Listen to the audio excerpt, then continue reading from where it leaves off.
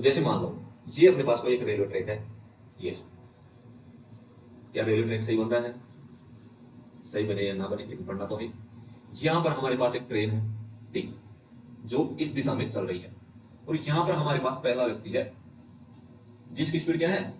5.4 kilometre per hour है, वो भी इसी दिशा में चल रहा है। और यहां पर हमारे पास दूसरा व्यक्ति है जिसकी स्पीड क्या है? 18 किलोमीटर पर आवर है, वो भी इसी दिशा में चल रहा है। तो अभी थोड़ी देर पहले मैंने बताया था कि अगर आपको सेम डायरेक्शन में चलना है तो क्या होगा? स्पीड जो सापेक्ष स्पीड होगी, रिलेटिव स्पीड होगी सापेक्ष साल, वो क्या होगी? एक दूसरे की स्पीड का अंतर होगी।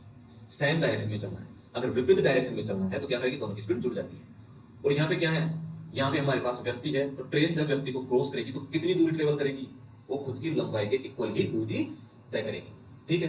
तो अब क्वेश्चन में दे रखा है आपको क्या करना है, ये 30 सेकंड और 40 सेकंड में पार करती है। तो खुद की दूरी तय करेगी, तो इसको पार करेगी तो भी खुद की दूरी, और इसको पार करेगी तो भी खुद की दूरी तय करेगी। मतलब दूरी क्या है? कांस्टेंट है, मतलब दूरी स्थिरांक है। मतलब एक चीज है भाई, हाँ 5 किलोमीटर दूरी है, मतलब 5 किलोमीटर दूरी है। तो क्या करेंगे? यहाँ हमें क्या दे रखा है?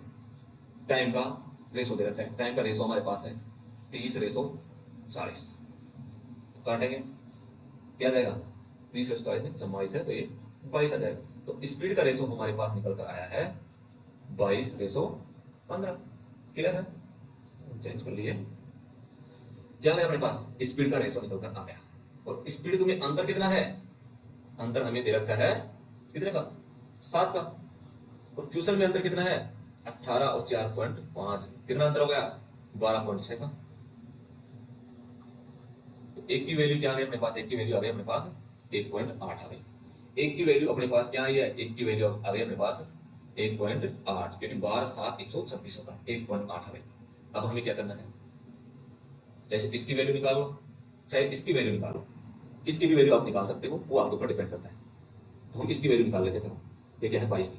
तो 22 इंटू 1.8 क्या हो जाएगी? 18 36। 18 36 कितने हो गए? 39.6 हो गए। ये क्या है अपने पास? ये रिलेटिव स्पीड निकल कर आई है।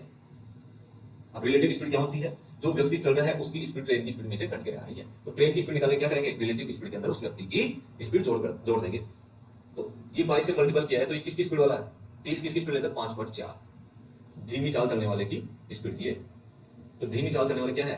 5.4। यहाँ पे आपने देखा है 30 किसका लिया अपन ने? जो 5.4 किलोमीटर की स्पीड से चलता है, और 44 किसका लिया है? जो 18 किलोमीटर पर आवर की स्पीड से चलता है। तो ऐड कितनी होगी? तो 22 से मल्टीपल किया है तो 5.4 ऐड होगी। कितना हो गया? 45 मीटर। चाल बता रही 45 किलोमीटर पर आवर हो गया। तो जो ट्रेन है उसकी चाल क्या हो गई? 45 किलोमीटर पर आवर।